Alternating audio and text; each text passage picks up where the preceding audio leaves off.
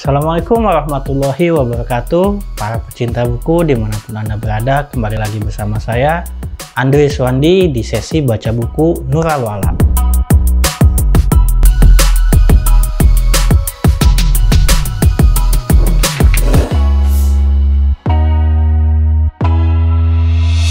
Seperti biasa, teman-teman Nurul Wala dan para pecinta buku dimanapun Anda berada, pada pertemuan kali ini kita akan melanjutkan sesi baca buku kita, yang mana kita akan melanjutkan buku Laila dan Majnun karya Nizami Ganzapi.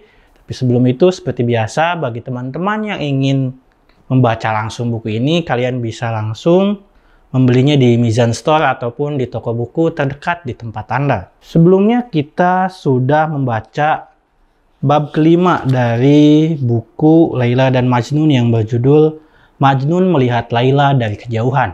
Di bab kelima itu kita tahu bahwa walaupun tidak lama, tapi di sana ada perjumpaan antara Majnun dan Laila. Lalu setelah perjumpaan itu, apakah akan ada perjumpaan atau perjumpaan yang lain lagi setelah itu? Mari kita lihat di cerita selanjutnya. Adapun di bab ke-6 di buku ini berjudul Ayah Majnun Melamar Laila.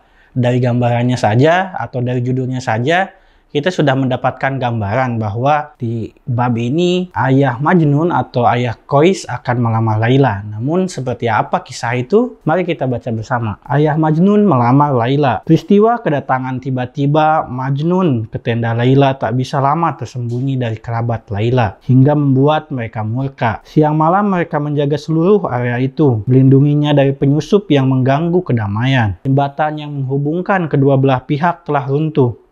Tiada sedikit pun kabar bisa tersiar. Namun, Majnun masih saja terus mengembara di pegunungan Najd. Makin sering dia meninggalkan tempat kediamannya dan padang rumput daerah sukunya untuk waktu yang lama. Mengembara tanpa tujuan, melintasi gurun pasir, menggubah ghazal yang dia lantunkan bagi diri sendiri. Dia berpakaian compang-camping dan kian hari tampak kian liar. Tenggelam dalam kesedihan, dia tak mau mendengar siapapun atau apapun. Tiada yang dapat membuat orang lain senang atau gundah bergema di hatinya. Kedua atau ketiga temannya telah lama pergi meninggalkan dia. Dari kejauhan, orang menunjuknya dan berkata, "Lihatlah dia Majnun, si gila yang dulu bernama Qais. Dia membuat malu dan menjatuhkan martabat dirinya sendiri serta kabilahnya. Tak seorang pun di antara kaum Qais yang tak merasa malu atas dirinya. Mereka telah melakukan segala cara untuk menghindar dari bencana dan membantu pemuda yang tengah bermasalah itu. Tetapi apa hasilnya? Bisakah orang memadamkan gelora api semacam itu dengan nasihat yang baik? Dan siapakah penasihat yang pernah mengalami kesedihan sedahsyat itu? Namun, tentu saja tidak bisa dibiarkan terus seperti ini. Tak hanya kewarasan sang pencinta, tetapi martabat keluarga dan seluruh kabilah juga dipertaruhkan. Bukankah ayah Qais pemimpin Bani Amir? Ya, memang. Dan tiada yang paling terguncang oleh bencana yang disebabkan dan diderita putranya selain sang Sayyid. Namun, dia tidak bisa mengubah suratan takdir.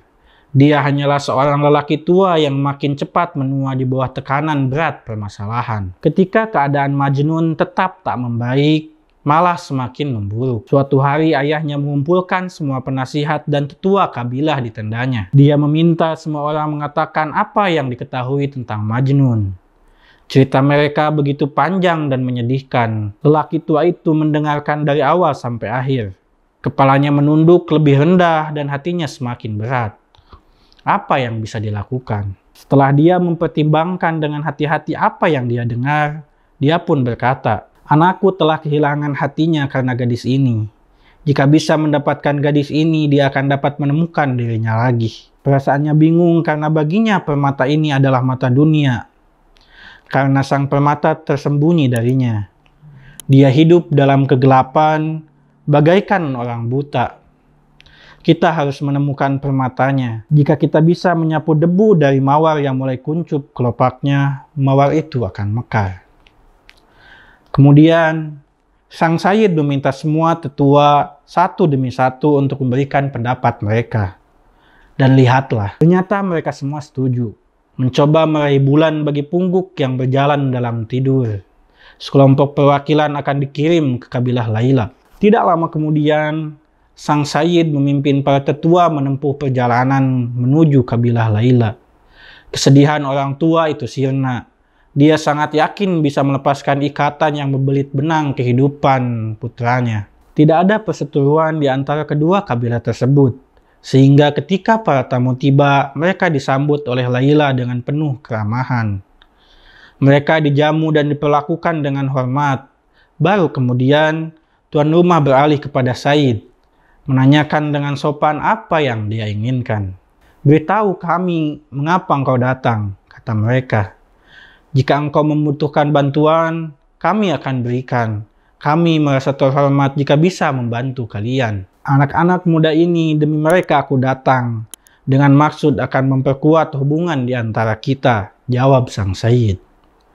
Kemudian dia memandang ayah Laila yang didampingi oleh para tetua kabilahnya dan berkata, "Semoga putrimu dan putraku dapat menautkan hidup mereka. Lihatlah aku datang untuk membangun hubungan yang erat di antara kita. Aku meminta uluran tangan putrimu atas namaku sendiri. Keduanya dibesarkan di gurun yang sama. Putraku kehausan dan ingin minum dari sumber airmu. Minuman murni seperti itu akan memulihkan tubuh dan jiwanya. Aku tak punya alasan untuk merasa malu atas permintaanku. Seperti yang kau ketahui, tak ada di antara kita yang kedudukannya lebih tinggi dariku. Aku memiliki banyak pengikut dan sangat kaya. Aku bisa menjadi teman yang berharga atau musuh yang tangguh. Apapun yang kau minta sebagai mahar akan menjadi milikmu. Aku datang sebagai pembeli. Jika engkau bijaksana, sebutkanlah harganya dan juallah kepadaku. Ingat, ada peluang untung besar bagimu hari ini. Besok mungkin sudah terlambat. Jangan lupa harga sering tiba-tiba jatuh di pasar." Demikianlah kata sang Sayyid. Kecemasan dan putranya menajamkan lidahnya. Akan tetapi ayah Laila orang yang angkuh dan keras kepala. Setelah sang Sayyid selesai berkata, inilah jawabannya. "Apa yang engkau katakan adalah urusanmu sendiri. Tetapi engkau tidak dapat mengubah nasib atau arah dunia dengan kata-kata. Engkau berbicara dengan lancar dan kata-katamu berlumur madu. Tetapi apakah menurutmu itu cukup untuk memikatku? Engkau telah menunjukkan kepadaku selubung yang menarik. Tetapi apa yang tersembunyi di baliknya yang akan menyebabkan musuh-musuhku bersuka cita belum kau sebut. Putramu sangat muda dan jika dilihat dari jauh akan disambut di mana saja. Namun, bukankah kita semua tahu lebih banyak dari itu? Siapa yang belum mendengar lebih dari cukup tentang dia dan kebodohannya? Siapa yang tidak menyadari kegilaannya? Dia gila dan orang gila bukanlah menantu yang layak bagi kami. Oleh karena itu, sebaiknya engkau berdoa dulu agar dia sembuh. Setelah itu, barulah engkau boleh menyebut soal pernikahan lagi. Tetapi sampai saat itu tiba, tidak ada lagi pembahasan tentang itu. Tidak ada yang akan membeli permata yang rusak untuk dipasangkan dengan permata yang sempurna. Dan satu hal lagi, engkau tahu betul betapa orang Arab bermata awas dan berlidah tajam. Apa yang akan mereka katakan dan bagaimana mereka akan mengejekku jika kulakukan apa yang engkau sarankan. Lupakan saja apa yang telah engkau katakan. Ini pil pahit yang harus ditelan ayah Majnun. Tapi apa yang bisa dia katakan? Dia hanya bisa terdiam dan begitu pula teman-temannya.